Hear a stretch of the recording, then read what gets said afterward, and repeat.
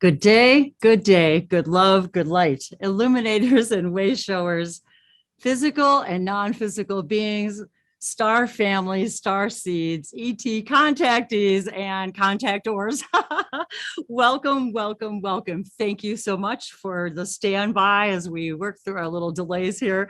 We appreciate it. Thank you for joining us today. I am Wendy Wolf with Languages of Lights. This is my fiance, Dave Yellen, and today we are very, very excited to share today with you our fellow star family member, Jonathan Trinity Martin. We're very excited today as I've been familiar as he brings all through his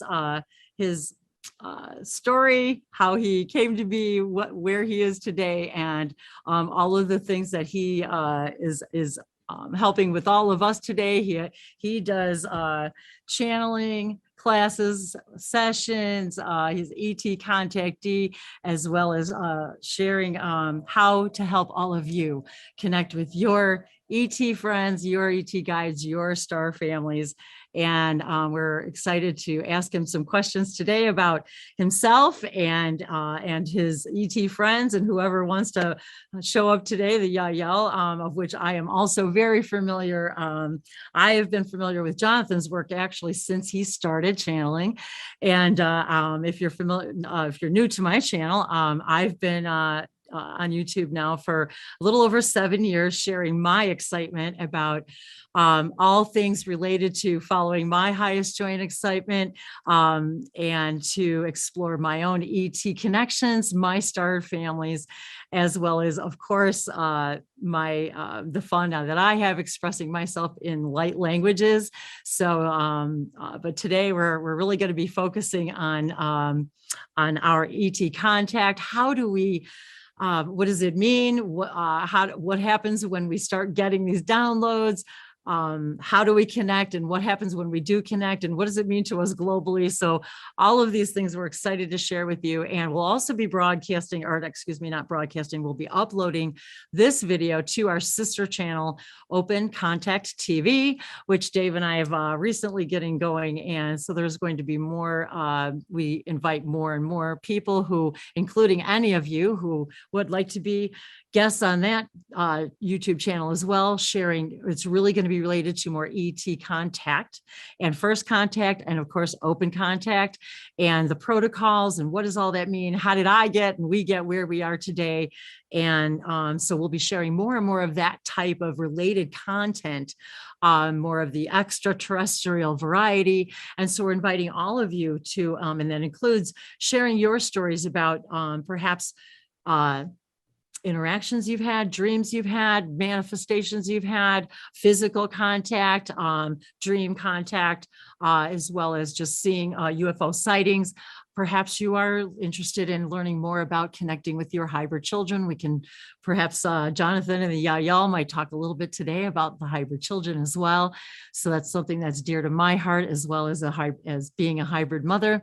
And I'm pretty sure we both have hybrid children between us as well. So really, without further ado, I guess we'll and now I want to thank you too that something wonky was happening to the live chat questions. They were sort of disappearing. So we did take note of the questions that were in the live chat prior to starting the webinar today. And so if you'd like to leave a question for Jonathan and or his ET friends in the live chat here on YouTube, Dave will be monitoring that to ask those questions. And then we'll also be asking the questions that were posted in the post prior. So was there anything else that you wanted to share, or did I leave out, or before we? No, welcome, Jonathan. Hello, Jonathan. We're gonna. Hi. There you go. Hi, how are you? Yeah, I'm very good, thank you. How are you guys? Wonderful, wonderful. It's exciting to have you here. And Jonathan, just for so of you know, he's coming to us from Peru. So perhaps I'm not sure where you want to start in the joy of your journey, Jonathan. We certainly have a lot of questions for you as well. But if is there anything that you'd like to tell us about your journey and how you started, maybe a little bit, and maybe what brought you to Peru, perhaps, and where we are today. And I prepared a number of questions for you. Yeah, so Dave's got questions too, and as well as our live audience. So thank you all for being here and participating. Thank you very much.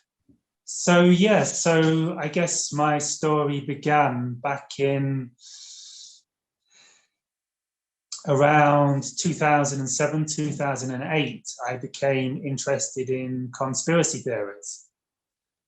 And this led me to an interest in UFOs, into ufology, and I came across Dr. Stephen Greer's work, where he teaches what he calls C5 protocol, or coherent thought sequencing, to do a series of, it's kind of like a guided meditation where you visualize where you are in the world and visualize the ETs and connect with the ETs and guide them into your place. And I was very open-minded at the time, so I thought I'd give it a go and try his C5 meditations a go to see what happened. And so I started doing the meditations, and it was the first time I'd ever meditated. It was the first time I'd ever come across meditation. And so I started doing these guided meditations to invite in the ET, to our star family, the ETs. And I started seeing visions, like straight away. I started seeing some visions. I had one vision, like I remember two extremely vivid visions, and I haven't really had such vivid visions in meditation since. And this is like 14 years on or so, 15 years on. And so this was 2008, I think, by the time I started this. And I thought one vision I saw was of like this castle on the top of this green hill, and there were like these monks in cyan green, like turquoise cyan, similar color, green robes, and they were holding pillows, and they were all carrying these pillows around this turret of this castle in procession, and it had like a little, and it was like there was nothing on the cushion. But there was kind of like a little sparkle of light coming from it as well. And it was kind of like they were worshipping nothing. If you follow some spiritual teachings, some spiritual teachers point to our true nature as nothingness, like the nothing and the everything. We are ultimately beyond form, so therefore we are nothing. And so I get the feeling they were sort of worshipping Source, God, the highest, as nothing. This is the feeling I had. It was very strange. And I had another vision of this planet, which was a very barren, rocky planet, with all these beings living in crystal towers. There was like this real hostile, barren, rocky planet, but there was this, I think, going in a long line right across the planet. There were all these huge, like crystalline structures pointing up really high, like perhaps 100 feet, 200 feet in the sky, with lots of little crystals around the bottom of them, and they were their dwellings. And I don't know if it was going along a ley line or something. And so I was seeing these visions, and this wasn't a success to me. I mean, now this would have been a great success. Like, but at the time, I didn't know what to make of it. Like, I was very new to this stuff. And I was seeing these visions, and I also became very peaceful and very happy while I was doing the meditations. So I really just carried on doing the meditations because they made me feel good. And after a while, I even kind of forgot that I was actually trying to contact the ETs, but I was still doing the process of visualizing. I'd visualize a grey ET because that was the only ETs I knew at the time, which, and then perhaps connected to why I ended up coming across Bashar later. I actually feel like I manifested Bashar through doing the visualization of the grey ETs,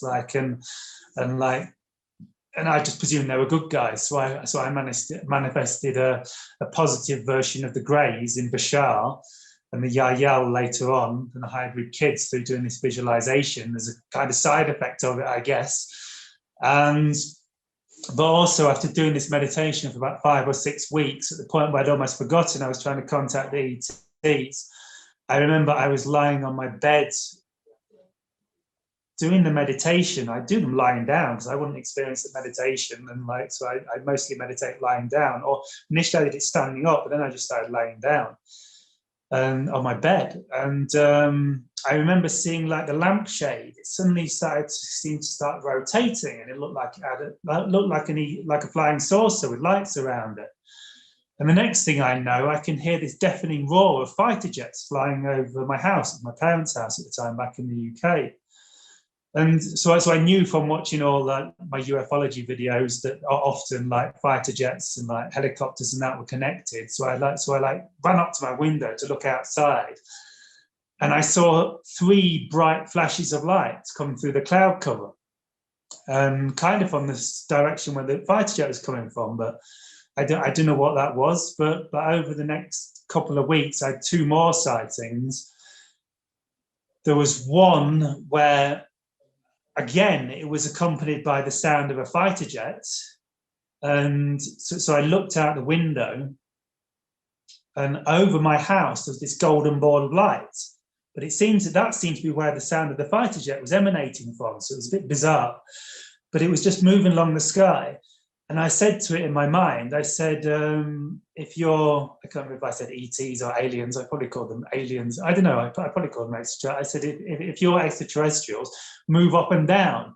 And then the very instant I said that in my head, this golden ball of light, it was just going like this. I can't remember if it went up or down. I think it went up first. It was going along like this, and it just suddenly went on a diamond. It shot up as soon as I said it, like 200 feet in the air, like vertically up, and then it moved along, and then I think it came back down. It went down, and then I can't remember exactly, but I think it went back up, and it disappeared. Then it came back on, and it disappeared again, then reappeared, and then flew off into the distance. And then I remember in the distance, it kind of looked like the navigation lights of an aeroplane. So I was thinking, is that just a plane? And this was really bizarre stuff happening. And I don't think it was just a plane. Like doing maneuvers that planes can't do after asking them to do it telepathically in my head.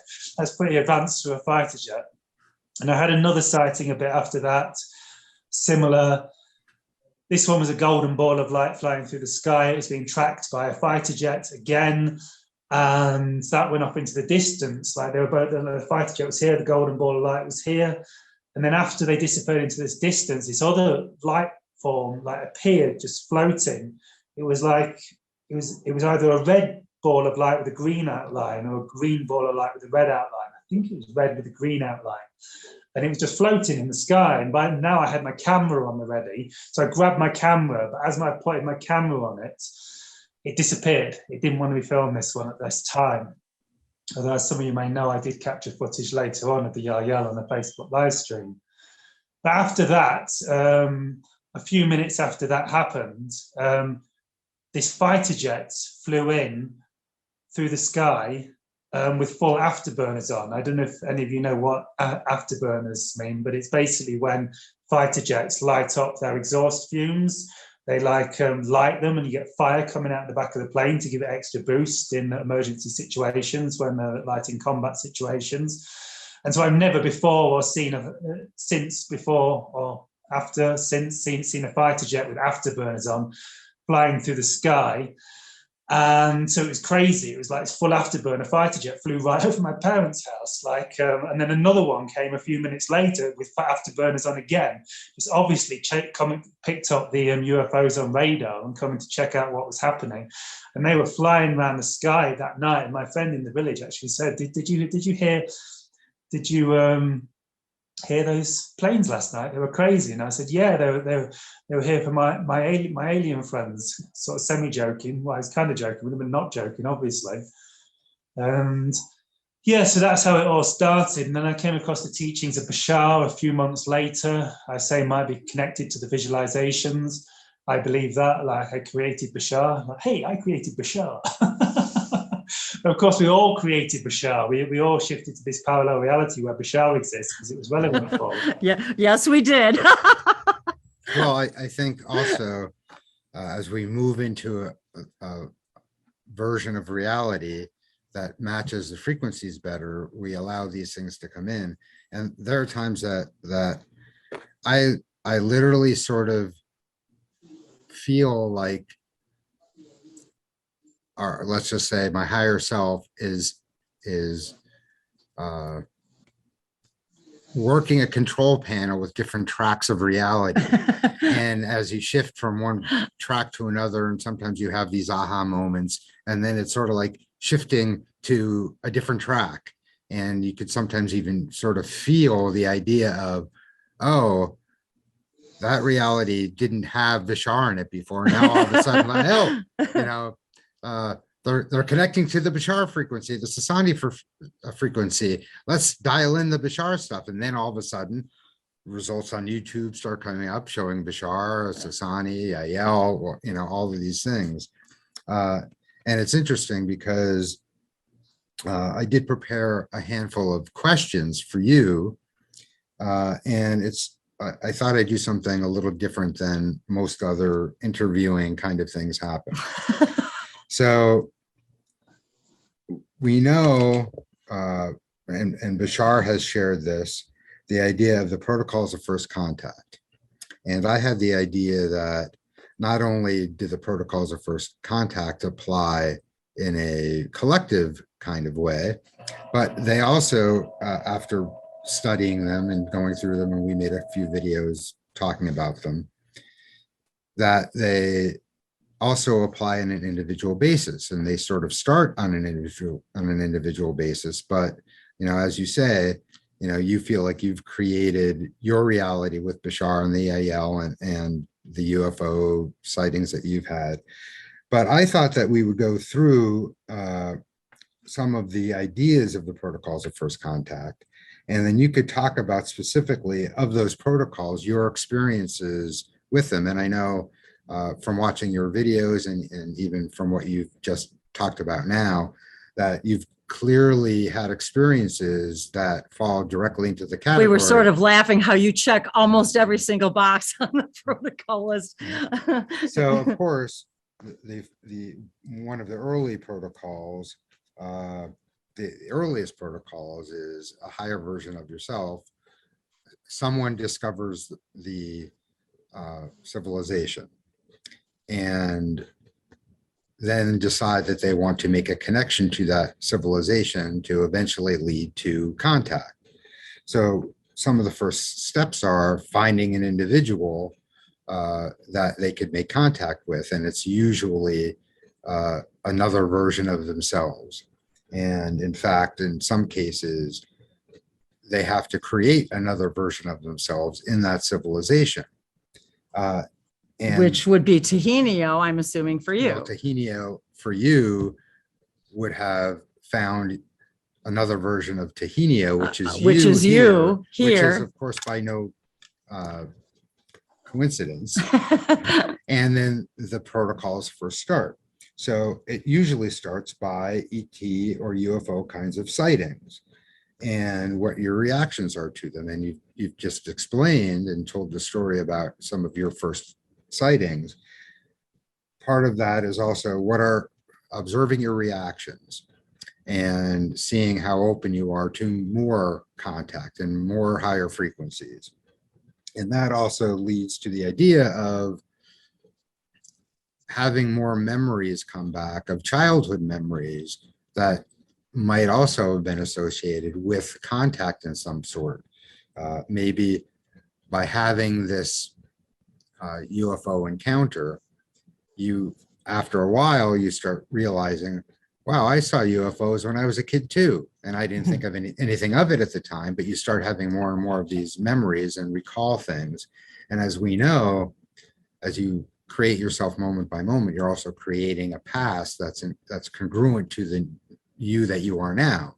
So what you're really doing is connecting to a storyline where you've had contact all your life, because that's who you are now.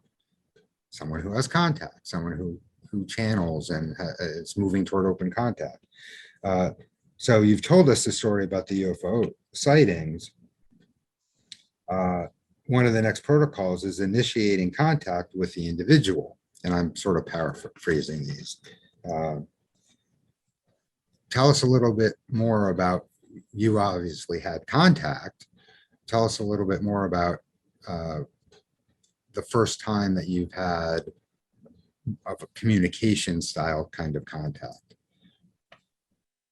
I'm assuming that your communications came before any kind of physical or I'm visual. not sure. It's hard to remember, right? Well, the visuals definitely came first because I don't know, because I saw those visions in meditation. So I guess those visions were the beginning of a communication before I saw the Okay. ship. Mhm. But I remember it was 2009, September, my birthday weekend. I went on a Follow Your Highest Excitement adventure to Amsterdam. I suddenly got inspired. Like all my friends were busy on my birthday. And like, I wanted to go fishing. I wanted to go sea fishing. And everyone's like, no, Jonathan, I'm busy. Sorry, I can't make it. I'm like, oh, great. Thank you very much. And now I know there was a reason for that. Exactly. So I suddenly got the inspiration to go to Amsterdam for the weekend. And like, it was really crazy. I actually turned round. Like the inspiration was that high in me that I actually turned around, drove back to my parents' house, got my passport and left, and drove to the port.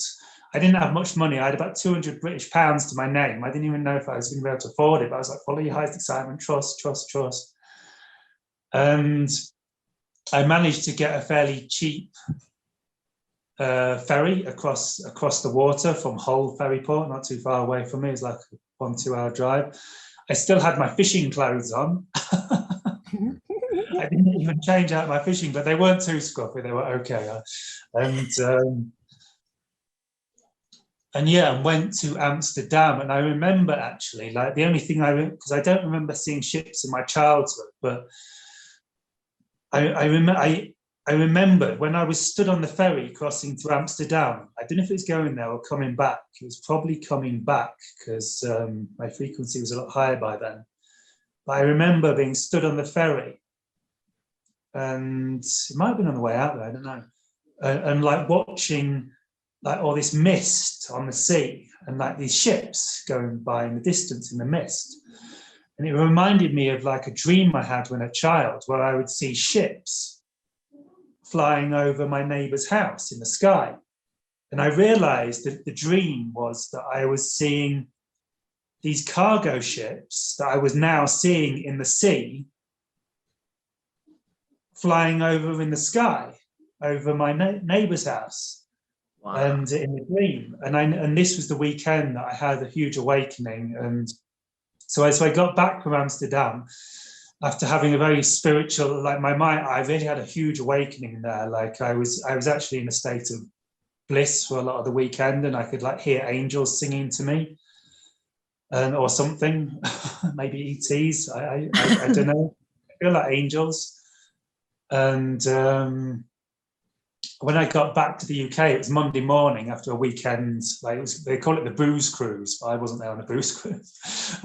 Like this weekend on ferry to Amsterdam, and I got back Monday morning, like after the overnight ferry back, and I was driving back to Lincoln, where I come from, and I was planning on going to work. I was working as a gardener at the time, and my plan was just to go straight to work. But when I got back to Lincoln, just outside Lincoln, I thought, no. Not work. I'm going to follow my excitement one last time, and I ended up going to the forest.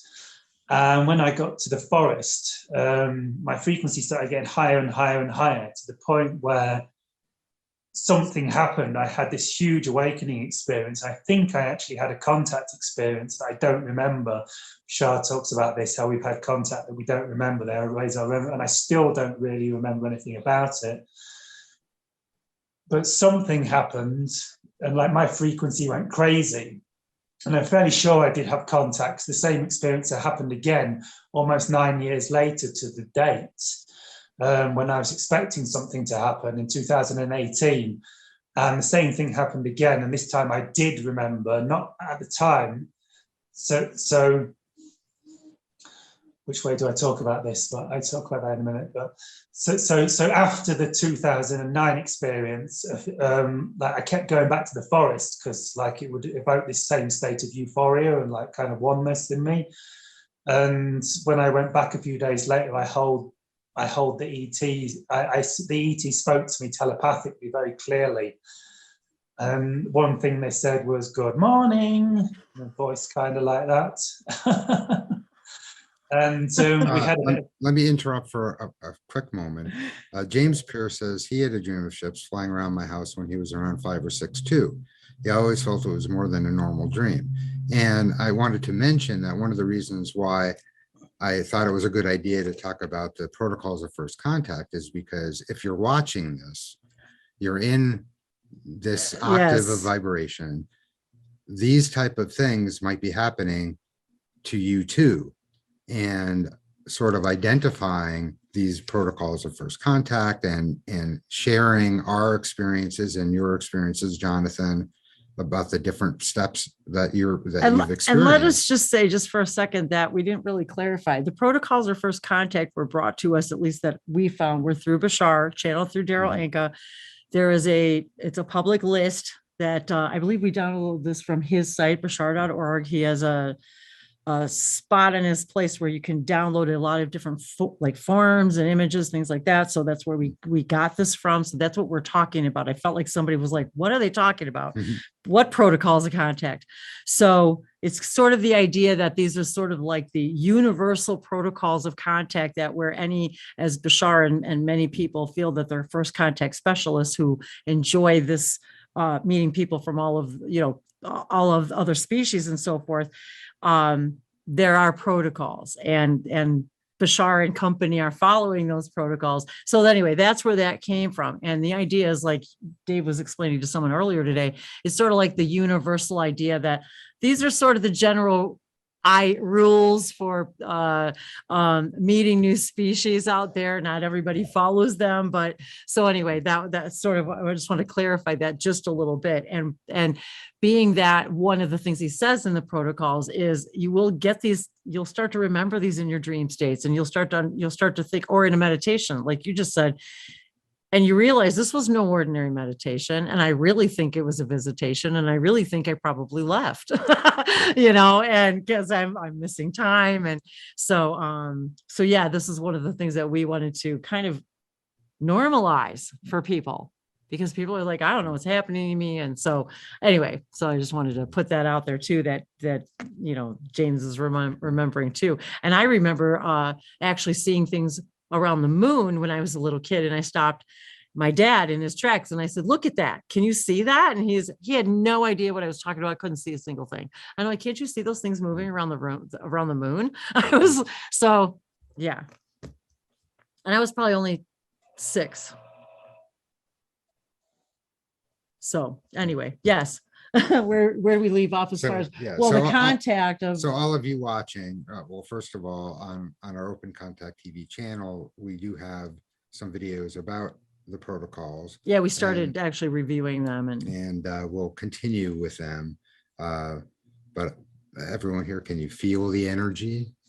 I'll tell you what, I've been feeling it since we decided to do this webinar, Jonathan. I'm telling you what, my ET contacts and my dream state have been out of this world. And my meditations have been so crazy, and my contacts have been so much more elevated. And even a new being came to me these last few days. So whether you're trying or not, even Jonathan, you're an ET contact like facilitator, because just being in that energy, and we were even watching one of your videos from a little while back where you were showing an actual ship in the sky, and I'm telling you, I can see it. You can see it. We can see it.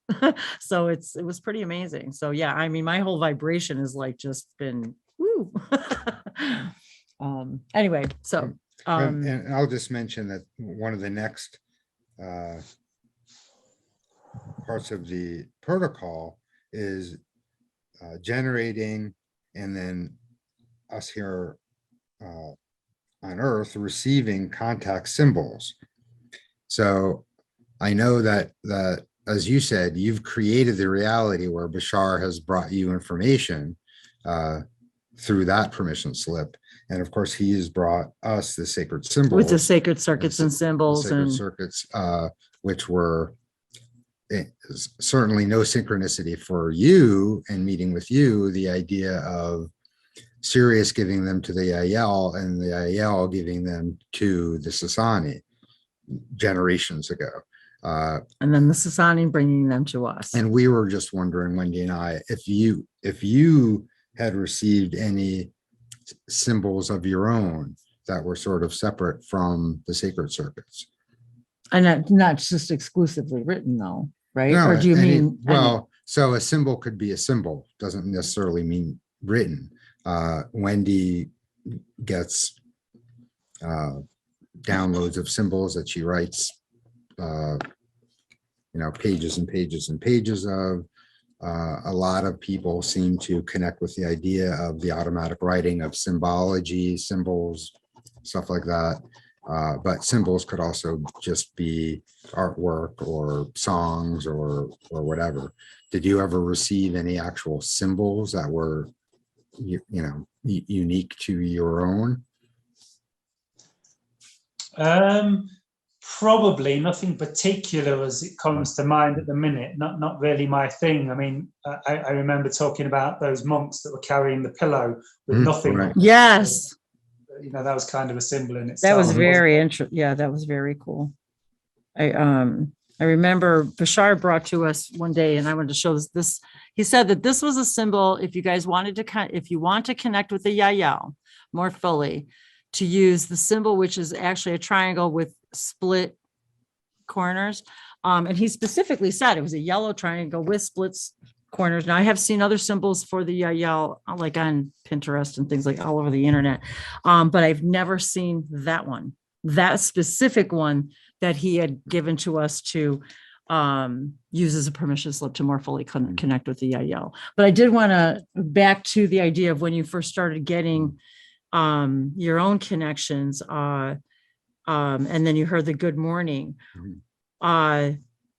Could you tell, so what did it feel like then? Did it feel like a being, or did it feel like the whole collective was like connecting with you? Or was it like I think it felt more like the whole collective speaking to me. That's how I felt when I watched your very first videos, as if you were just like completely just getting their collective, connection, if you will. It didn't seem like it was one particular individual that maybe it turned into that, but yeah, that's how I felt when you were first connecting. That was like everybody was talking at the same time. And it, I remember it made me cry because yep, it was the most, like, not counting the experience a few days before, because that was so like bizarre and like out of this world that like I couldn't even properly integrate. Apart from like that experience, this was a bit easier to integrate and a bit more like normal. It was, when they spoke to me inside, I felt their joy. Like it was different to how I channel. It was like they were close by and they were directly speaking to me telepathically. It was kind of like on another level that I've not really experienced before or since. And it invoked in me such a level of joy and happiness that I didn't even know it was possible to experience that much joy.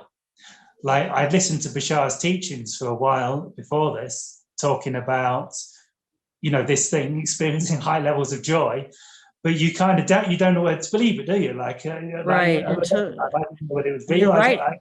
It's inexplicable.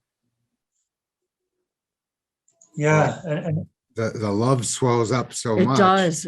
That your only response is to cry. And it happens to me. It's been happening to me for, well, at least 10 years. And it still happens to me every time they connect. It's just this overwhelming sense of love and bliss and amazingness that you can't even imagine that you could even feel that way. And to think that it could actually get better than that is almost inconceivable. Like, the higher we raise our vibrations, it's almost hard for us to believe that we can actually feel that way. Like right now, I'm not sure I could walk around feeling that way all the time because it's such a high state that it's like, I don't know if I could function in real, in just everyday stuff, Yeah, that reminds me of another part of the story that's quite interesting. When I when I had that experience, of course, Bashar says how three is like their number, like that they love the number 3. You probably heard Bashar say this. And so when I had this experience, it was this big awakening in the forest where I believe I had contact, but I don't remember, where I went into total euphoria and bliss and connectedness to everything. It was 3 days after my 33rd birthday. And which was, and my birthday was September the 18th, 2009. That was my 33rd birthday. And of course, September 18, 2009, it's kind of like 999, which is kind of like 333. And also, I later realized that September the 18th, 2009 was exactly 3 years, 3 months, and 3 days before December the 21st, 2012. All of which is very significant. And isn't it funny that on a higher level, how you set that up for yourself? And I mean, that's really exciting, actually. Yeah, it's crazy. And of course, those of you who don't know, December the 21st, 2012 is the famous Mayan calendar date, which some people thought was going to be the end of the world, but it wasn't. It's the end of the old world, the beginning of the new. Tipping of the scales, as Bashar says, where we shifted from an overall negatively oriented civilization to an overall positive civilization. And and just a few weeks ago, I found an even deeper synchronicity. So after I had this experience, every time I went back to the forest, I would go into like euphoria and bliss for many months afterwards.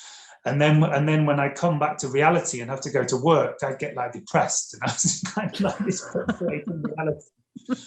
And so a few months later, December of 2009, I went to watch the Avatar movie, which came out fresh then in the cinema. And it was like I had the awakening all over again. I actually felt like the Avatar movie was about me. Crazy as this sounds, like having these, like here's this character, I can't remember what his name is, but the guy who becomes the Avatar. And it was like he was going through like there's so many things like there's a point, well, basically when he's in the Avatar body, he's like in heaven, isn't he? Like when he gets into the Avatar body, he's in like this amazing world that's all magical, and he's touching the plants and they're all, and he's like being in heaven, and he's touching all the plants and he's feeling like enlightened. But then when he goes back into his normal life, back in the wheelchair, he's like depressed again.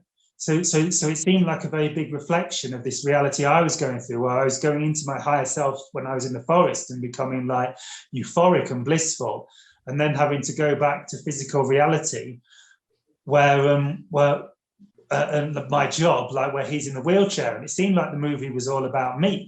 It was really, that's what I felt at the time, which seems crazy, but when you understand that I'd shifted to this timeline where the Avatar movie existed as a reflection of this shift I'd gone through. And I later discovered that the Avatar movie actually came out exactly 3 months after my birthday. So another 3 again. Another 3. Well, I have to share, just because I have to share that one of the things that happened to me early on in my awakening process was also in the forest. And every time I went back to this place, and I was just telling Dave about this yesterday, wasn't it yesterday, about the place I used to go, and I was making videos early on.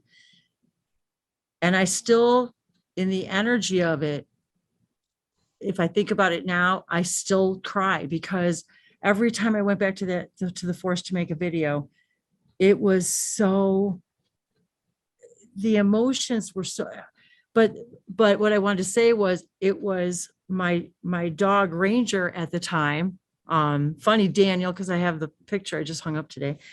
Again, and my dog Ranger has the same birthday as you. And the reason I bring it up was because that experience with me and him in the forest, it literally that was where it all happened for me. That's when I started connecting and channeling and connecting with the hybrid children and connecting with the Yahyel. And it was so intense.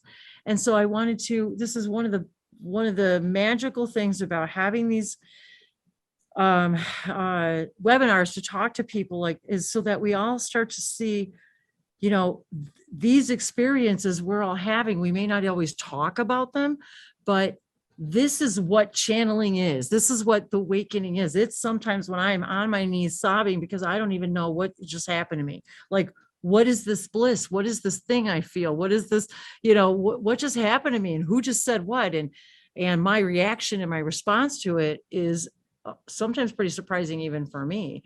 And it's been, I don't know. I've just, so I appreciate you sharing this, because I think more and more people want to know, and this is one of the things I want to throw out to you guys too, is this is something that Jonathan does, is he helps you guys connect. He does these sessions and classes, and he'll, I've got the links in my description below, and he can talk about that, as we close today too. But I wanted to remind people of that too, that, many of us are, facilitating ET contact. And so I just wanted to throw that out there too, that, this is something that he does and helps people with. And as do I, but this is, this is what I wanted to really talk about today too. And actually Beverly says, has anybody here experienced high intense internal vibrations? And absolutely, yes, positively. I even said, I think it was right now. I know. I even said to Dave yesterday when I was thinking about, doing the webinar today, and I literally told him, I said, I am sitting here feeling like I really am so my vibration is so high. I literally don't even feel like I can feel my legs right now. And it's a very strange feeling. It's not scary. And that's what I want to tell people too. It's not people like, oh my God, what's happening to me?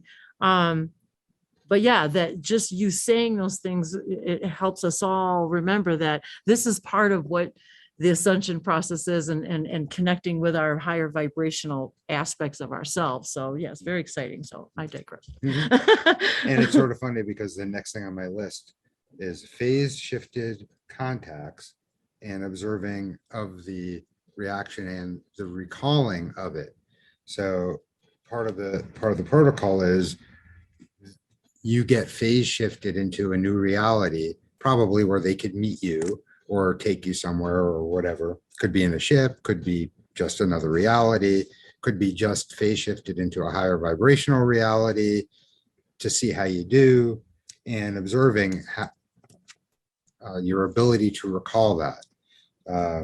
And of course, again, some of the stories that you're telling us now include that as well. Yeah, well, did you want to say something, Wendy? No, go ahead. Yeah, so I need to get this list. I've not seen this list. I need to, is this in the public domain then? It's not copyrighted? It's in his list, the ones you could just download from his channel. Yeah, And well, there's a URL that you could access if you know it, that has all these documents in it, but we could send you that. I have a Word version of it. Yeah. That's a little format. And you know what, I was going to bring the piece of paper. I have the piece of paper upstairs, and I apologize. I left it upstairs, and I was going to bring it down today to just in case we needed to refer to it. But yeah, it is part of the stuff that's done. It's free to download to anybody. And James made a couple of comments too, but I didn't want to interject your question to Jonathan. Yeah, so talking about this phase shift thing. Yes. I'm learning something here, and it's starting to give more clarity to experience I had. So this experience I had in 2009, I had it again in 2018. So I was in the forest again. This time it was exactly 9 years later. That nine number. Another 9. It wasn't exactly 9 years later. It came a week early. I think this is they like to come when you're not expecting it, because if you're expecting it, you'll get your brain in the way and it'll mess everything up. Exactly, no doubt about it. So it was September the 11th, Ah, 2018, and I was actually going to make a video about 9/11 conspiracies, because that's what I got into first, and I don't like to focus on that stuff because it's all negative and there's no point. But like, that was the idea, because it was 9/11, and I did actually make some videos about 9/11, but they never went live because something incredible happened after that. I was in the same forest, and just give me a minute to get my energy together.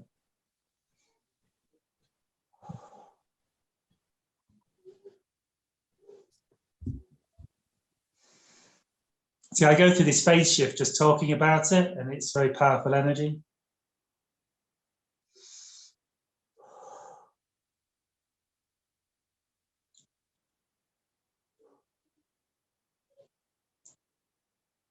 Yeah, and basically, I'm in the forest. My frequency starts going super high. I feel like I feel like I'm downloading kung fu short story. Like I'm actually messing around, and I feel like I'm turning into a superhuman in the forest. Like all this energy is over me, and I feel like I've got superpowers, and I'm not running on like calories anymore. I'm running on God power or something, like going interdimensional and like literally doing kung fu, because like you know, we're all big kids ultimately, aren't we? And feeling like Superman or feeling like Bruce Lee or something. Next thing I know, I start to see multidimensionally. I start to see, I can see multidimensionally. I can see, depending on what decision I make, I think this is how the ETs see. They don't see linearly. They can see multiple parallel realities in front of them on multiple timelines at any moment. And they like see everything multidimensionally, more like Neo in the Matrix. They're like seeing the code of potential parallel realities. And so I start to see all the different timelines depending on what decision I make. And my frequency is going through the roof. And the next thing I know, I'm stood in a completely different part of the forest. I didn't realize this at the time, but now I'm fairly sure because I came out on a different path. The lighting's all different. I'm stood in a prone position like this, like completely prone, like this. Just like before I was down like this, like looking multidimensionally in a bush. The next thing I know, I'm like this. The lighting is totally different. The sun's in my face rather than it was behind me before. And like, what the? And like my frequency was even higher. It was like gone crazy high frequency. Like I'm in a state of frequency I can't possibly imagine, like at the present. Are we still connected? We're going out of frequency. I can't. Oh, you're still there. I think we went out of frequency for a bit.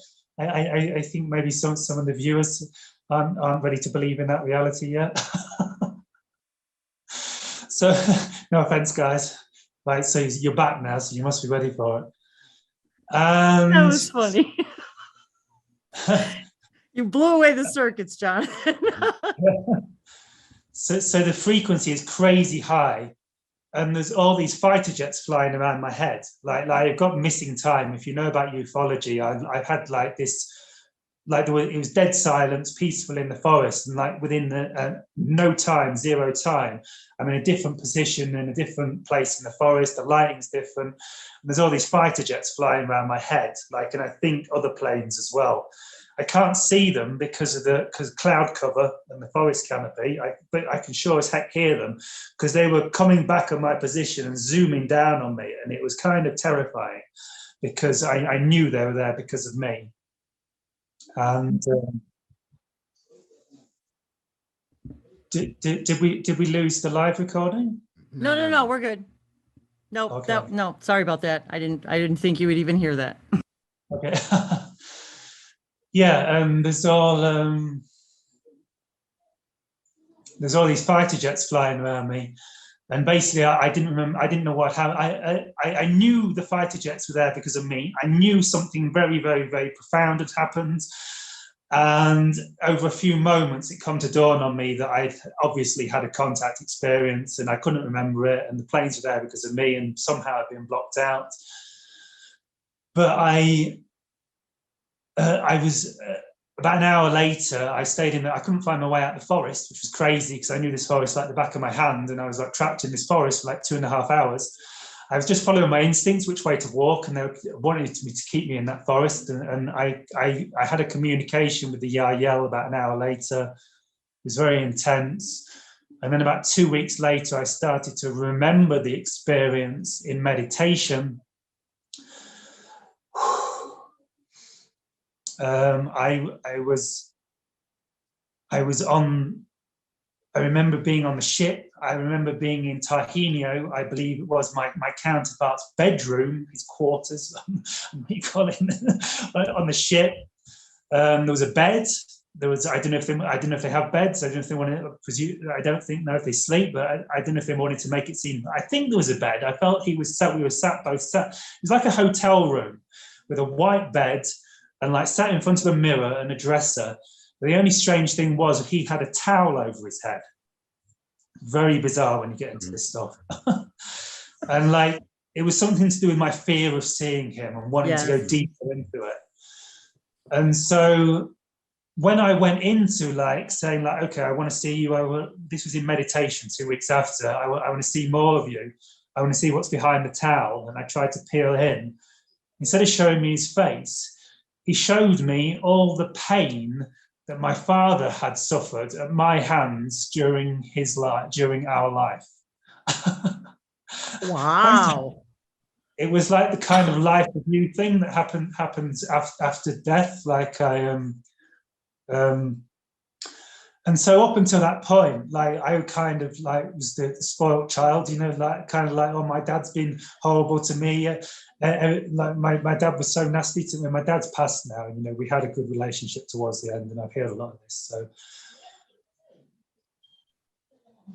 but like I was kind of like thought like you know, the arguments between me and my dad were all his fault. You know how you do it. It's never your fault, is it?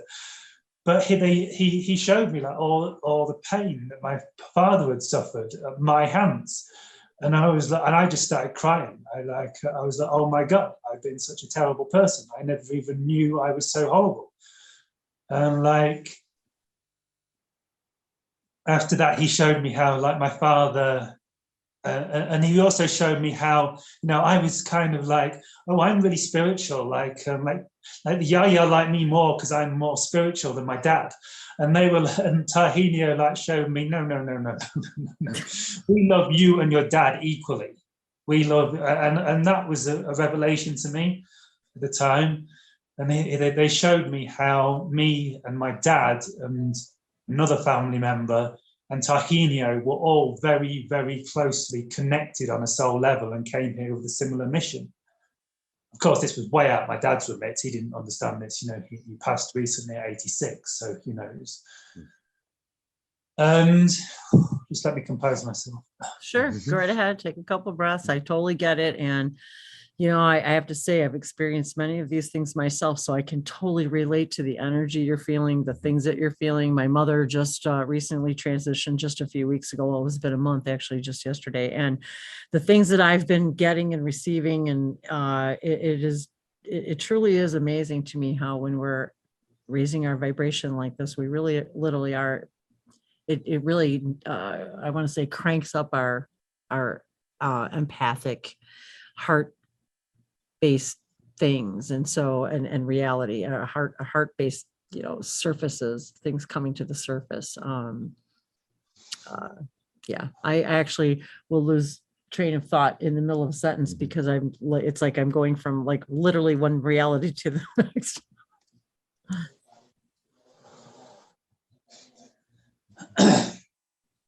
Yeah, and so after that, I began to recall what happened on the ship. I believe like Tahinio was walking me along the ship. I think he was kind of on like the window side of the ship. I don't remember seeing him. I was all like looking left. I feel he was there, possibly holding my hand and walking me along the ship. And on the ship, I met several beings. I remember some vaguely, some more clearly. I think there was some kind of blue being there. Like the first area I came to was like a coffee table area with like kitchen counters and cupboards around the side. It was very like a kitchen area with a low down, like, you know, with a counter and then cupboards, kitchen cupboards. Who knows what they had in those cupboards? Maybe just there to make me feel comfortable. I don't know. but like there was this coffee table area. I don't think they were drinking coffee, but I'm explaining it the best way I can. And Coffee for us. there was some sort of being there. There was I think there was some very non-human being there. I think there was maybe a blue being there. And then sat on the edge of the kitchen counter, best I can describe it, around this coat was like a 2.5 foot tall ladybug being eaten. like the evolution of a ladybug, like 2.5 feet, 2.5 feet tall. We call them ladybirds in the UK, but the red beetles or the black Yeah. dogs. Oh yeah, we have them too. I love them. Yeah. And he was sat on the back of his shell. He was sat upright on the back of his shell. He wasn't down like a ladybug. He was sat up with the back of his shell on the counter, and with his little black legs, like black legs about this long, dangling over the side of the counter. And then we walked a bit further, and the being I remember clearly, there was the being that I call a Mayan. Like there's this story that the Mayans ascended, and it looked, he had quite big ears. I think some Mayans do, don't they? Kind of like pointy out ears, very round, not like I've got a very shaped head like this. His head was more like this, like I guess a lot of, like these Mayan type people are, like wider heads. And he had a helmet on. None of the other beings had helmets on, but I guess he needed to breathe different air, so perhaps he was from Earth. I don't know, because he obviously needed some sort of oxygen or something. I don't know why yet, but he had like this glass helmet on, and it was like a glass bubble with like a flange around the middle, like where two hemispheres had been bolted together, and they almost even had rivets. So it was a very kind of rudimentary. You think they'd have a more advanced, you wouldn't think they'd need to use rivets. Like you would have thought they could just form it as well. I don't know. It's very strange. Well, I This do Mayan, a lot of the Maya carvings. That's true. Have similar. That's true with the helmets looking things, yeah.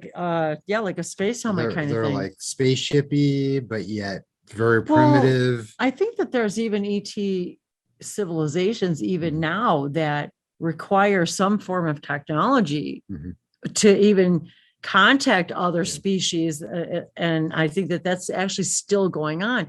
And now that I think about it, I've actually had contacts in meditation where they showed me that they had some kind of a thing around their head in order to even connect with me. Now you would think, like you said, well, why would you need that? But we have to understand there's such an unlimited number of realities, and that they're at all different stages, just like we are, of their technological advances. And even though we think that they should be, if they've got this, then they should have all of this. But in many civilizations, they do still require some form of technology to reach out to us. I guess just like we would with radio telescopes and all of that. So Adam Cook on the chat is wondering what year this happened to you when you're having these experiences on the ship. I guess it was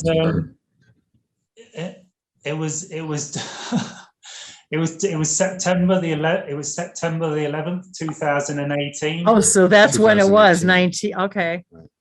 And I told him about it after it, but I think I was on too high. He's one of my friends back from the UK who doesn't believe in this, and I told him about it very after. And since he's like, "Why didn't you tell me?" And I did tell you about it.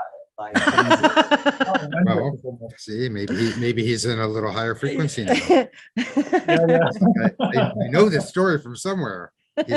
So it's sort of funny because the next thing on the list is that they provide open contact timing and observe your reactions to it. So I know you have mentioned it even recently about the idea that Bashar is always talking about the timing of the actual open contact collectively, and it's always changing. And obviously, the full blown open contact civilization we're not completely experiencing, ourselves yet. But the reactions to them individually and collectively is a big determination about how soon it could happen. So obviously, have you ever gotten any kind of indication on the timing of these things? Yeah, I felt this was going to happen in like I thought it was going to happen like either on my birthday, which was not 7 days later on the 18th, or on the equinox, which was the 23rd that year. And for those who would like a bit more information on this, or for my friend Adam, who's very skeptical because he believes I didn't even talk about it at the time. Actually, right after the experience, I drove right back to a garage in Lincoln, and within an hour of getting out, as soon as I got back to Lincoln, the city 11 miles away, I actually went live on Facebook live stream and talked about it, and I was highly emotional. I saw that. Yeah. Yep. And I was crying and saying stuff like "reptilians, I'm not scared of you," and I was really like, and so if you go if you go to my Facebook channel, Jonathan Trinity Martin, and go back to look at and search by videos and go to the video from September the 11th, 2018. There's a live stream there where I put something like, I think I've just had I've just had physical contact, and I'm extremely hysterical. And like, I don't know that I would say that you were hysterical, but yeah, you were pretty. I don't know. I felt pretty excited. I mean, yeah. And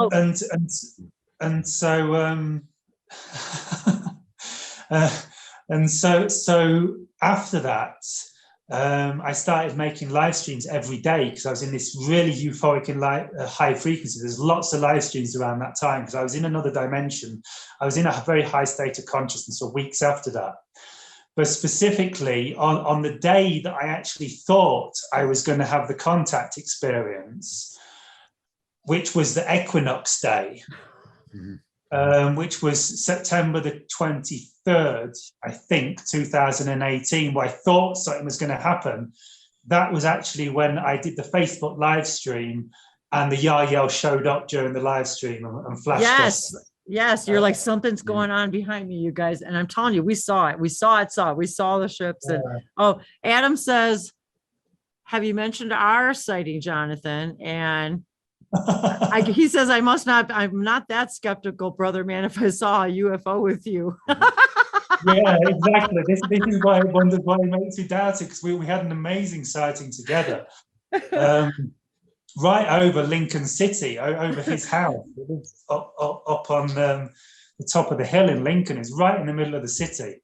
And people ask me, well, will you see sightings in a city? Can you invite them in the city? Well, this is good evidence you can, because it was actually in the car park outside my friend Adam's flat. And all of a sudden, this red light appeared in the sky. And like, I was like, whoa, what's that? And I actually jumped up on my car bonnet in the car park. Because like, when you see these things, you don't care about your car anymore. Right, what is that? And like, so I jumped up on my car bonnet to have a better view, because it's over the top of the houses. It was right near the tops of the houses. And this red light just appeared, and it went down a bit and it went along like this, along the tops of the houses. Must have covered about a mile or two, from a guess, from where it was. It must have been like somewhere near Rise Home Road, where Yarborough School is, for those of you in Lincoln watching this, Lincoln in the UK. And I was more over the, towards, who knows, the other side of town, the west side of town, I think, I don't know. Yeah, near the West Common, yeah. And so this red light, it suddenly goes down and disappears behind the houses. And then the next thing I know, and both me and Adam described this slightly differently, but we both saw something bizarre. What I remember seeing was this green light just when it went, and then and then it shot off down across town, like an incredible speed, like this green light went zoom off across the city. And I went chasing it down the road. I went running after it.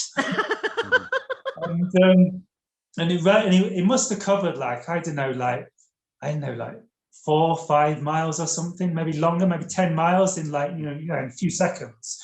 And it was down like behind this tower block, this high rise. I kind of think what they're called on. I don't want even on this planet, like a block of flats. That's what we call them in the UK.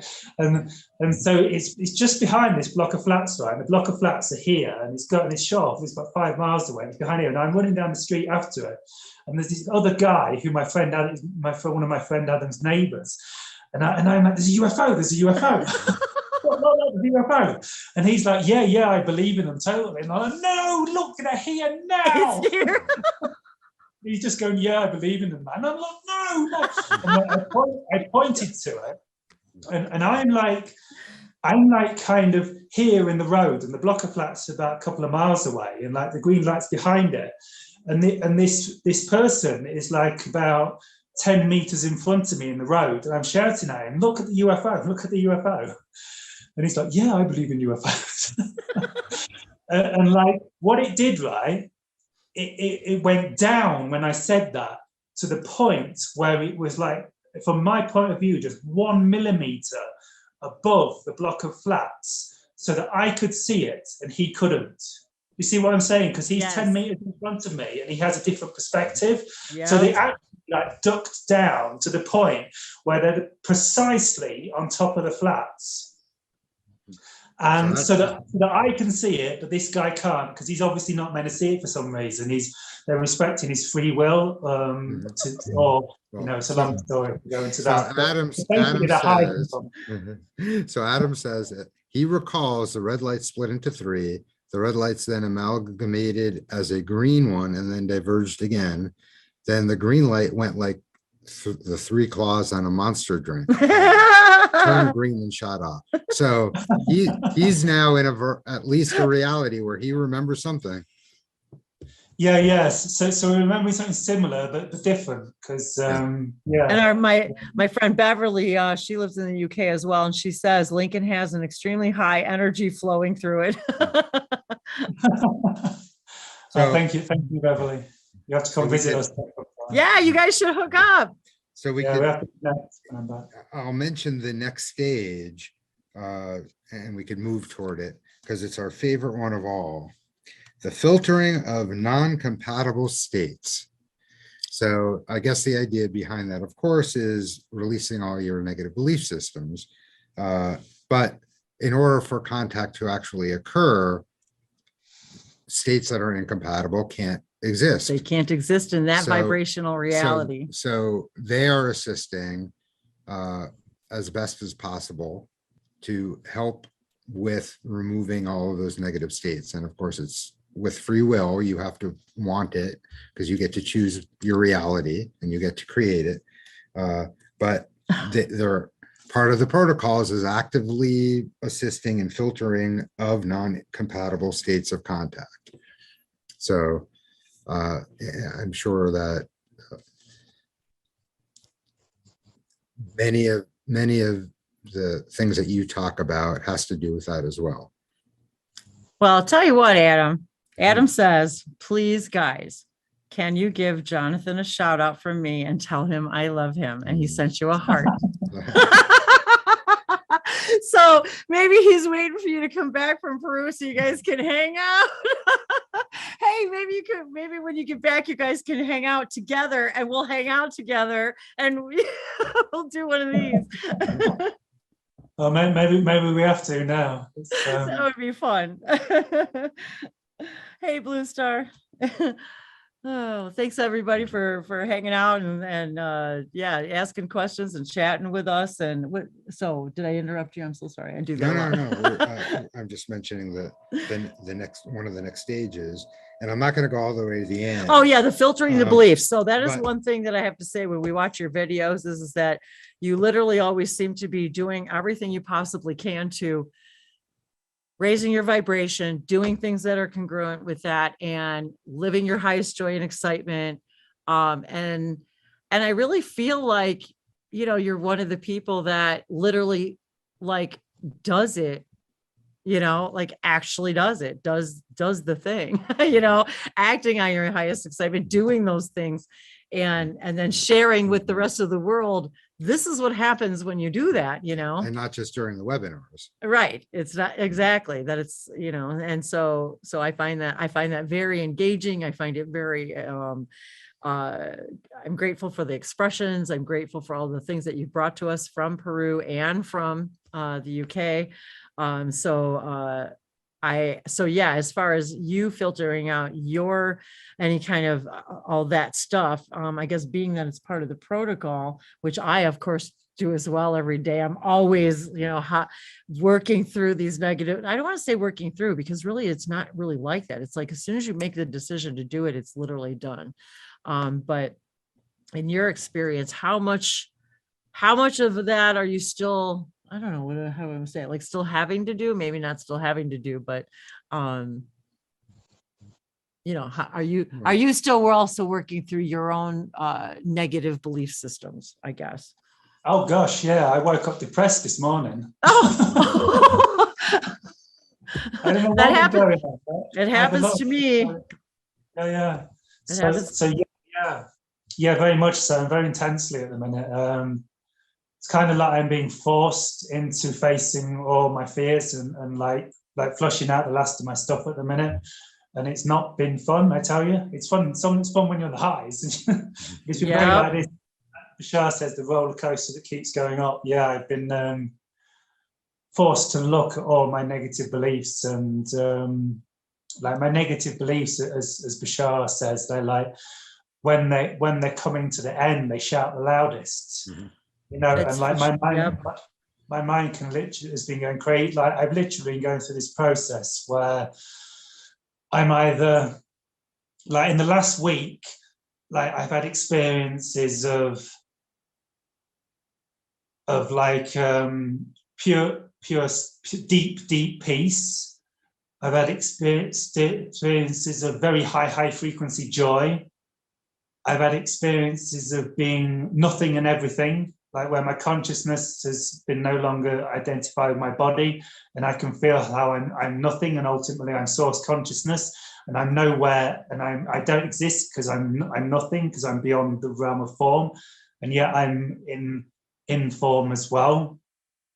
I've had experiences of intense oneness, and I've had times where my mind has been going completely crazy, like complaining about everything, and like almost feeling like suicidal. That's me, not him. That's me. That's why I'm going, poor Dave, because I know exactly. This is what people, okay, this is the thing that not everybody wants or actually seems to talk about is yeah, we yes, we're raising our vibrations, and yes, it's all love and light, but it's not always, the experience isn't like, I know exactly what you're talking about, and I still go through it, and then I ask myself, well, you know, what am I doing? I know better, I understand, you know, I know, but this is part of the process. This is part of the process, and I too still go through a lot, just like you said. There's this times of just high euphoria, and then these times when I'm just like, you know, that old voice starts talking again, even being nervous about even doing a webinar. I mean, it's like I still get that anxiety and the nervousness, and yet it is one of the most fun things I can ever think about doing.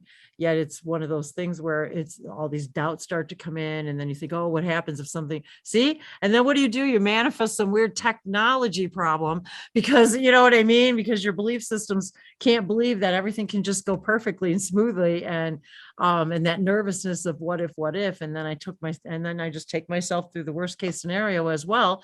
The worst case is everything crashes and we have to start over, and it's delayed a few minutes. And it's like, if that's the worst thing that can happen, I think we can all live with that, because, you know, we've all been doing the Zoom thing now for a couple of years, and shit happens. It just happens, you know? So But anyway, yes, I feel the depths of the anxiety with that. But again, it really is my highest joy, expressing itself while having the filter of the negative belief. It's filtering itself through my own negative beliefs, you know. So I certainly can empathize with that. And I think a lot of people can. Yeah, and I think because I've touched on this, and it's very intense. Some people maybe won't want to hear this, but like, this is a process everyone on earth is going to have to go through at some point, eventually. So the physical mind is like not who we are. The physical mind is like to do with the physical brain and the physical body, and it's something, a tool that's part of this physical incarnation to operate in physical reality. But it's got nothing to do with like our real consciousness and who we truly are. And like, as we go through this shift, we start to disconnect from the physical mind, or at least the physical mind that's out of control, that just like, and so I've been going through this process, and like I said, like sometimes I feel near suicidal, and like I don't really, because I've never like seriously contemplated it, but this voice, like the negative beliefs, like as I'm disconnecting from it, and like one day in complete euphoria, enlightenment, oneness, and then the next day it comes back, sometimes the voice will start saying, I'm going to kill myself, I'm going to kill myself, I'm going to kill myself. And like, I'm well past that stage of like depression anymore. So I just observe this voice, and I'm like, no, who are you? Like, it's ridiculous. It's like ridiculous to me now, but this is what my mind's saying. My mind's saying, I'm going to kill myself, I'm going to kill myself, I don't know. And I'm just kind of watching, saying, okay. Oh, John, thank you. I feel so much better about myself. I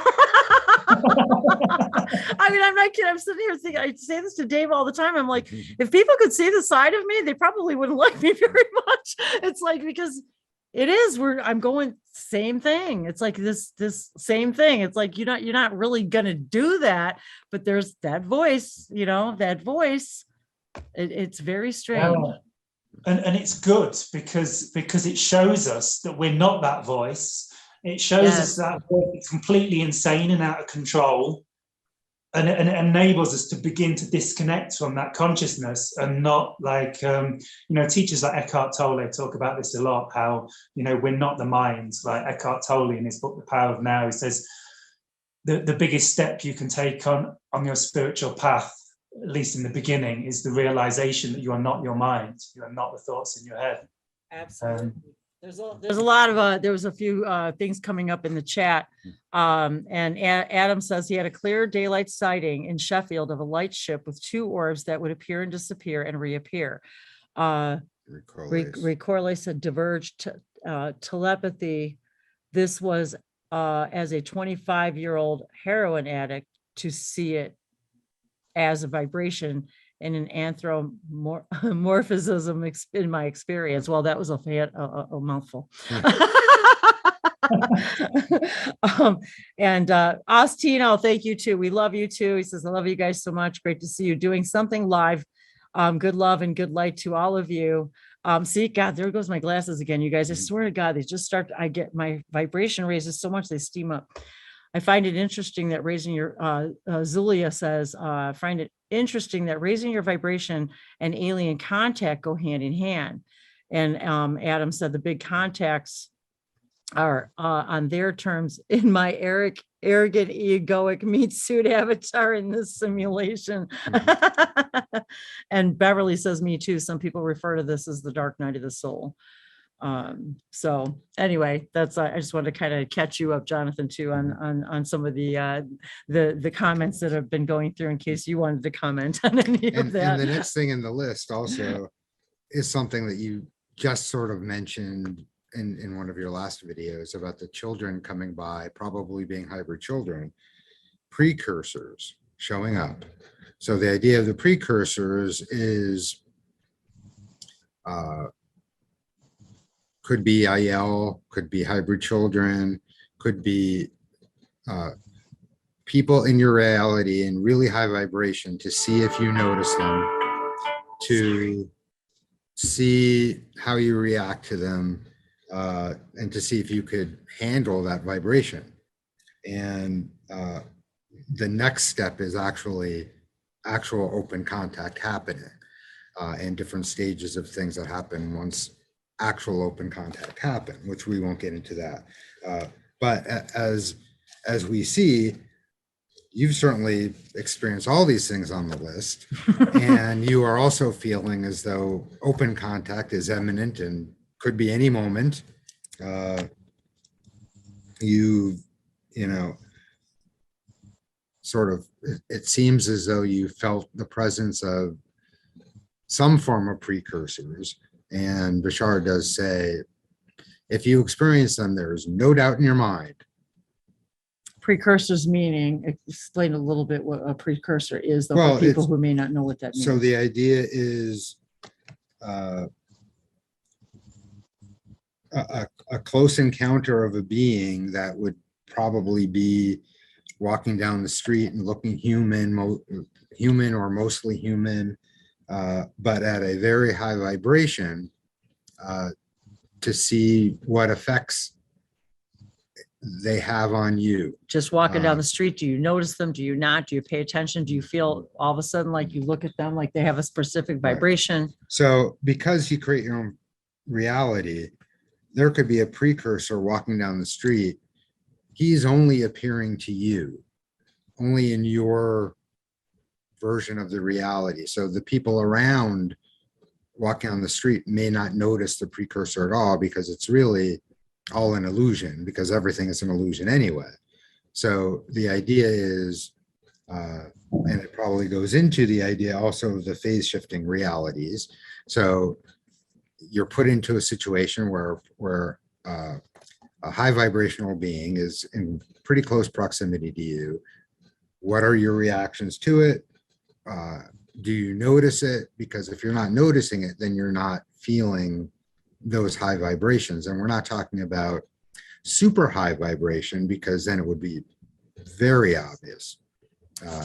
But like you noticed the other day, oh, I see some kids walking by and something just doesn't seem exactly normal about it. And I could sort of, your first intuition is, oh, it's a hybrid child. And usually that first impression, if you're used to allowing those intuitive thoughts to just come through and accept them without questioning them, that's really what's happening. So is the question, has So- he felt any or recognized any precursors, you mean? Well, I guess the question then becomes, do you want to mention anything about that? Do you have other experiences like that? I know, like I said, in one of your, I think it was one of your last videos, you talked about that kind of thing. I don't know if I've ever experienced that. I certainly don't feel I've experienced that recently, like in the last few years. Maybe in the past, I've seen it. I remember seeing like one person at distance. I felt was a bit strange, but nothing where I would say. Did you say like one of the signs is that you'll know without a doubt that they're a precursor? Well, Bashar says that you would know without a doubt. That you would just feel something? Yeah, Or I mean, we've sense something? noticed certain situations that, I can think of two in particular with myself, that even someone who said, and it was really weird how it came out, because I was just having dinner at a restaurant, and the server said something to me about something I was wearing, or my necklace, and I don't even remember what it was. And I might have even been wearing the contact crystal. I don't remember. But then she said something to me like, "Oh, I'm a Pleiadian starseed." And I went, "What?" I was just like, I mean, and this was, I came out of left, nowhere. And it's like, oh, wow. You wouldn't think, and I was in Tennessee at the time. I thought you wouldn't think, I never would have imagined that. So that was one I felt like was a clear, like, yeah, you're in the vibration, because you're not being afraid to, show your own vibe. So it was like, she felt my vibration like immediately and was like, who says that? but yeah, so How exactly you would know, I'm not sure, because the couple examples that I'm thinking about, I didn't really get that high vibrational feeling that I get sometimes with certain people or certain, certain situations. But it sure seemed like it was it was a test of some sort.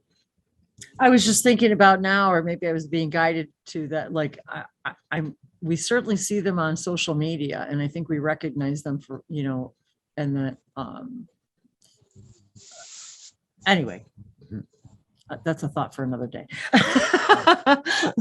Well, let's keep our eyes out for more precursors. So I don't know, maybe that's everybody's message. I guess that's what I'm hearing now, is this is sort of a message then that we're projecting out there for everybody to keep your eye out when you're, everyone has always got their hands down in their phone when they're walking around, and they're like, put your phone in your pocket, look at people, around you, make eye contact.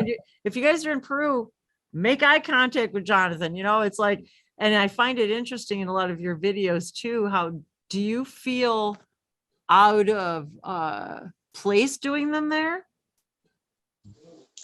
Doing videos there in Peru? Do you feel like people are wondering, like, what the hell are you doing? Or is there a high vibe going on there? I mean, you're in Machu Picchu too, so I mean, it is a pretty holy or high vibe place. Yeah, I mean, most of the people here in Peru believe in extraterrestrials and UFOs. That's awesome. I believe it is part of the Inca culture. Well, don't you think that that's true too in the UK? Don't you think that, and you guys that live there too? I mean, I have a lot of friends that I've met through YouTube channel doing this stuff that live in the UK. I would think that the UK has a lot of high vibe stuff there.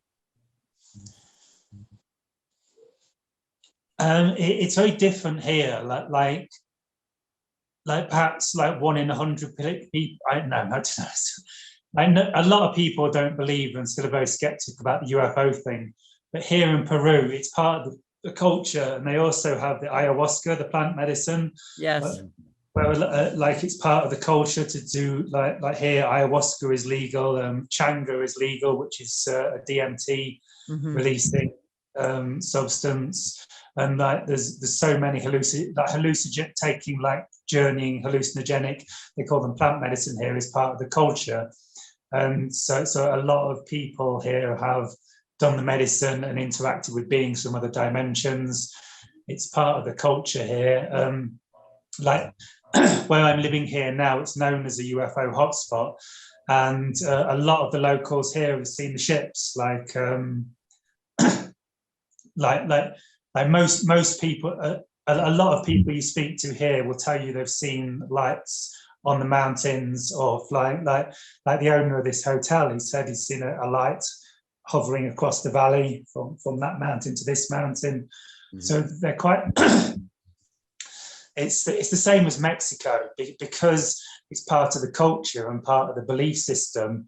Because as you know, our beliefs create our reality, and particularly our collective beliefs create our reality. So here in Peru and in Mexico, people believe generally that UFOs and ETs exist. So I think because of that, sightings are quite common here. Yeah, I think so too. And I see what you mean about the difference in the vibration, because I can even feel it. Yes, there's people that go to Stonehenge, and I understand that. And there's a lot of very interesting energies there in the UK, but I see the difference when, that is their culture. They believe that, much like the Native Americans here, I have to say, one in particular, the Navajo, who truly believe that the holy people are the star people, and that is their parents. They truly believe that it is the holy people, the star people, that is where they learned everything that they learned. Yeah. No, go ahead. Let them talk. Well, I just wanted to say, we did get a couple questions sent to us on the live chat before we went live, and they might have all even disappeared when we went live, which is really weird. We weren't sure why. But I'll ask you the questions, because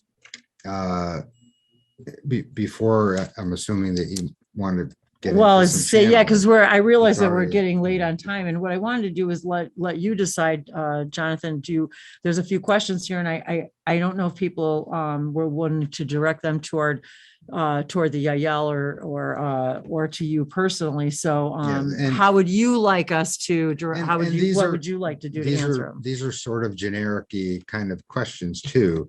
So, and there's only, There's only like 3, I think, or something. so they're sort of the same question, these couple. So, what's the best way to initiate contact with my hybrid children is one of the questions. And another question is making contact with my hybrid kids and my Pleiadian guide, Shoshana. And another question, of How course, to better contact? how to tell me what my stellar origins of my spiritual guides and how to do vocal channeling with my guides or higher self. And I think all of these things are also things that that I'm sure that you talk about in your classes. So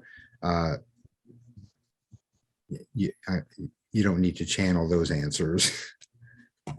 But yeah, you can, I mean, you can, if you want to, if you'd like to offer their perspective or just yours simply, not simply, I mean, just yours specifically. I was wondering if we should maybe do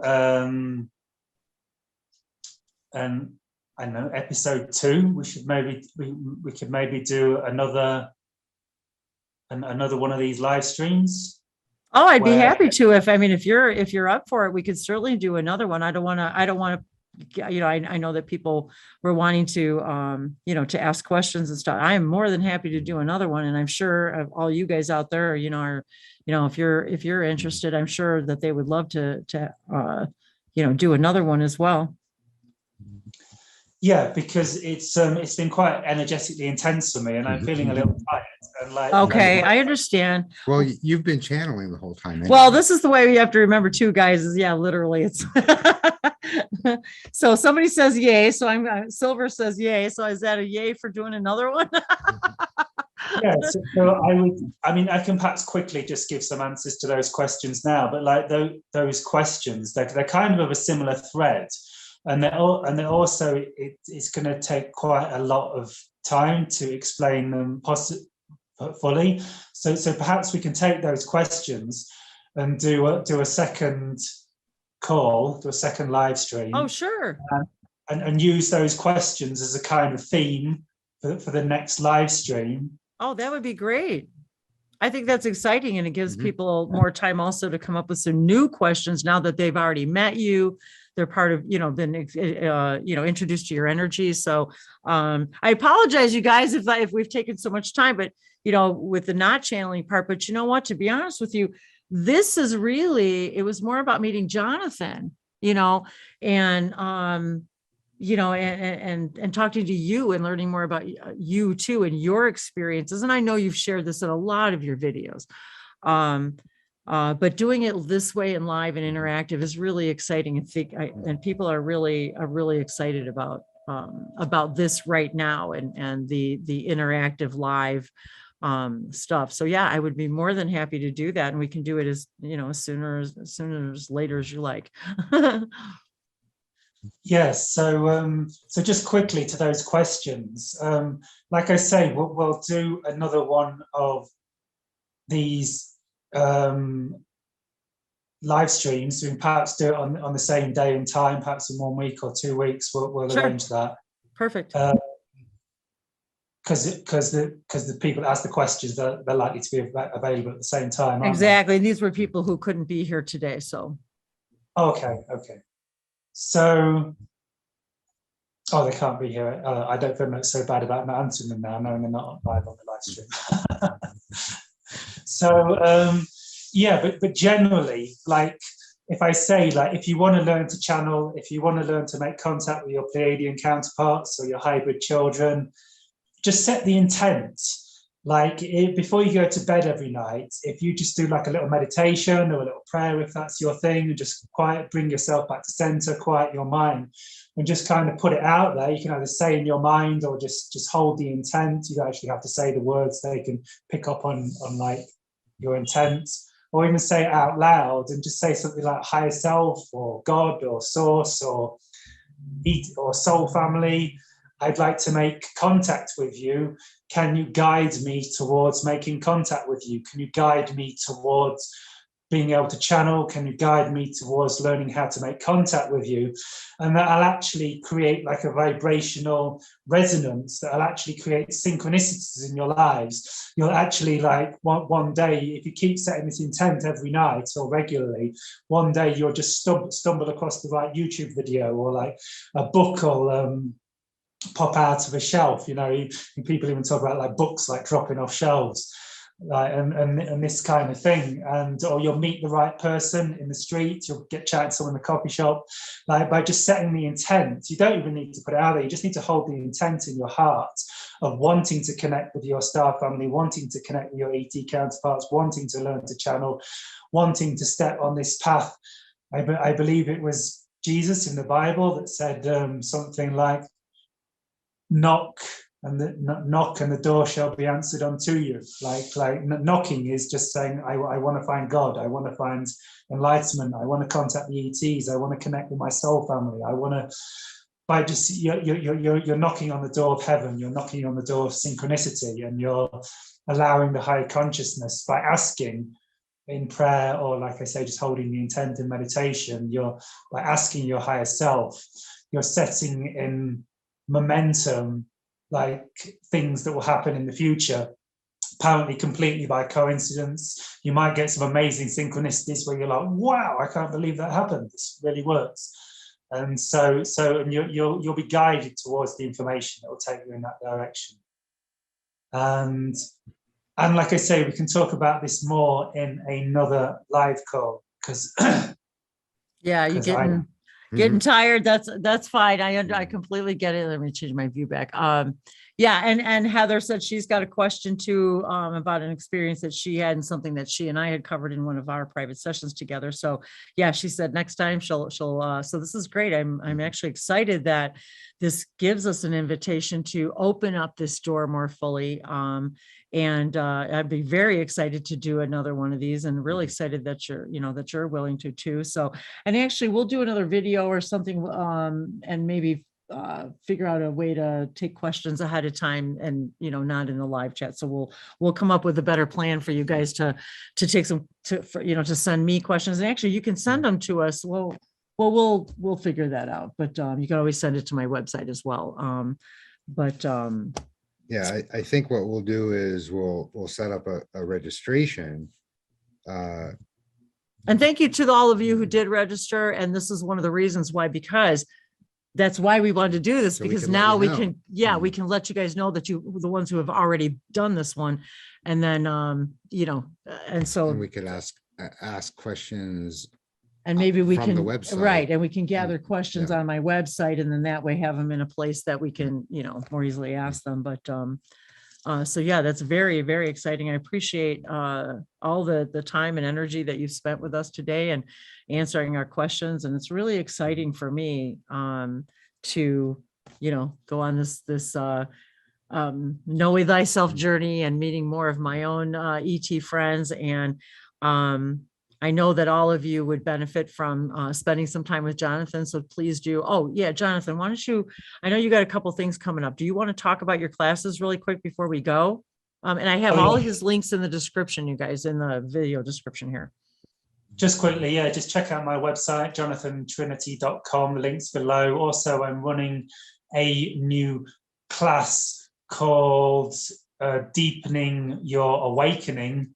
It's a series of 4 live Zoom calls and some other stuff, course material running through August. So check out the link. And I've got the link to that, you guys, in the description as well, the link to that specific course.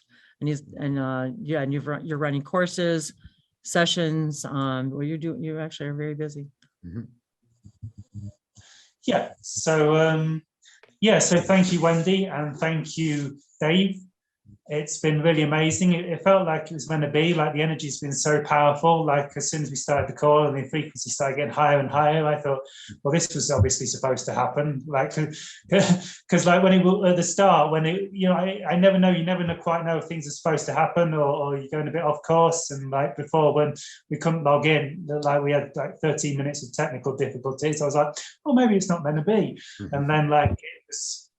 Maybe that happened so I could surrender, you know, that maybe it's not meant to be. Hey, so me too, because last Dave, I was all nervous because I wanted everything to go perfectly for you and I didn't want anything to glitch. And then, so that this is the thing, you guys, I realized that I did that, you know, it's like, I know that my little bit of worries came through in that. So, but I feel so much better. And I wanted to thank you so much for just, you know, taking the opportunity to accept this invitation.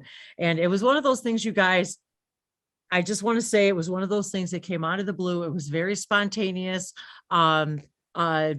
We've rarely crossed paths, I think really only once before at all in a live thing, but it was just something that I was all of a sudden, it was like, let's contact Jonathan. I just have always wanted to talk to you and excited to connect with the Yahyel. And so all of a sudden I was just inspired and I said, well, why not? Let's just see if he might like to do an event with us. And so I'm very excited that you agreed to do it and are even so gracious as to do some more. So, and again, we'll be posting this also on our sister channel, Open Contact TV. And we're hoping that we've got some software that maybe if we can do it next time, we will. But we're hoping to multi-broadcast too. So, you know, maybe on Facebook and YouTube. And so that's kind of part of our goal as well. So if we can do that, we will. But yeah, we'll keep you guys updated. Thank you so much, Jonathan. Please do visit his website and check out his sessions and classes.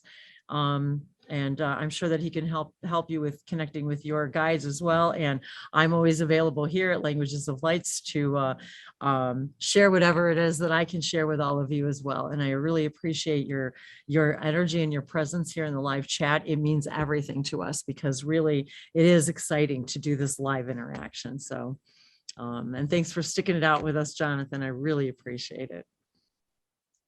Yeah, thank you so much. Like I say, it felt like it was meant to be. It feels like we're exactly where we're supposed to be at this time, like we're synchronized together and we're on track. And it feels like this is the next step towards open extraterrestrial contact. So absolutely. Thank you so much. Thank you very much. And thank you very much, live streamers. And we'll see you soon. We'll see you soon. Bye-bye. Thanks, Jonathan.